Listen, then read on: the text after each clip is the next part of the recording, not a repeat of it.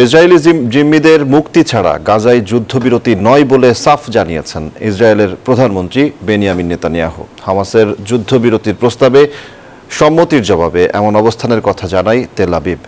সেই সঙ্গে গাজা ও মিশরের সীমান্তবর্তী শহর রাফার ফিলিস্তিনি অংশের নিয়ন্ত্রণ নিয়েছে দখলদার বাহিনী। তবে নেতানিয়াহুকে ভয়াবহ পরিণতির মুখোমুখি হতে হবে বলে মন্তব্য করেছে জর্ডান। ইসরায়েল এমন সময় রাফা ক্রসিং দখল করল যখন মিশরের রাজধানী কায়রোতে যুদ্ধবিরতির আলোচনার জন্য উপস্থিত হন হামাস নেতারা। গেলদিন হামাস নেতারা জানিয়েছেন তারা যুদ্ধবিরতির প্রস্তাব মেনে নেবেন।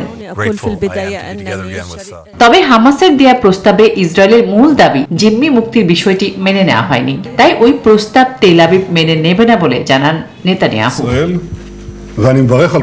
আন্তর্জাতিক সম্প্রদায়ের কাছে আমার বার্তা স্পষ্ট, জিম্মিদের ফিরিয়ে না দিলে যুদ্ধবিরতি হবে না।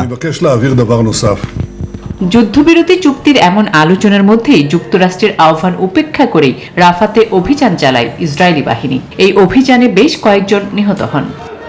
মিশরের সীমান্তবর্তী রাফায় আশ্রয় নিয়েছিল প্রায় 10 লাখ ফিলিস্তিনি নাগরিক। এই ঘটনায় ফিলিস্তিনের নারী ও শিশু সহ বহু সাধারণ মানুষের জীবন হুমকির মুখে পড়বে বলে উদ্বেগ প্রকাশ করেছে বিশ্ব স্বাস্থ্য সংস্থা। আর এই হামলার জন্য নেতানিয়াহুকে পরিণতির মুখোমুখি হতে হবে বলে মন্তব্য করেছে জর্দান। আসমাতুলি, নিউজ 24।